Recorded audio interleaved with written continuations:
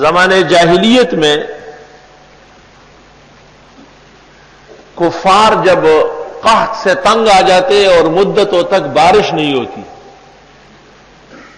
تو وہ ایک خشک گھاس لے کر گائے کی دم کے ساتھ باندھ لیتے اور پھر اس کو آگ لگا لیتے. جب گائے کی دم جلنے لگتی اور وہ بدکتی ادھر ادھر لاتے مار کے دوڑتی تو یہ کہتے ہیں کہ ایک گائے اللہ تعالیٰ کی بڑی پیاری ہے, اس پر اس کو جلدی رحم آتا ہے, اس لیے اب ضرور بارش ہوگی. جیسے ہمارے ملک میں بھی رواج ہے, کسی بوڑھے کو دیکھ کے اس سے پانی پھینک دیتے ہیں, وہ پریشان ہو جاتا ہے تو کہتے ہیں اب بارش ہو جائے گی. یہ بھی وہی زمانے جاہلیت کی یادگار ہے.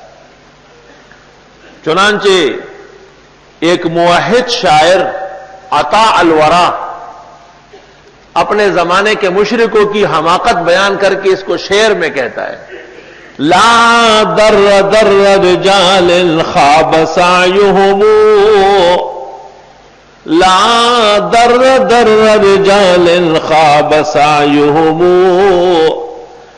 یہ ایسی قوم کیسے کامیاب ہوگی, یستمطرون لدی الازمات بالعشر,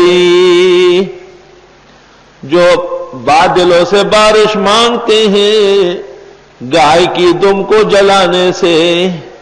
اجائلنا تبقورا مسلعتا ذریعتا لک بین اللہ والمطر, ایک مکل تم گائے کے دم کے جلنے کو ذریعے سمجھتے ہو اللہ اور اپنے درمیان بارش کا, یہ کوئی طریقہ ہے؟ لا در در رجال خواب سعیہم یستمطرون لدی الازمات بالعشر, اجائلنا انت بقورا مسلعتا ذریعتا لک بین اللہ والمطر.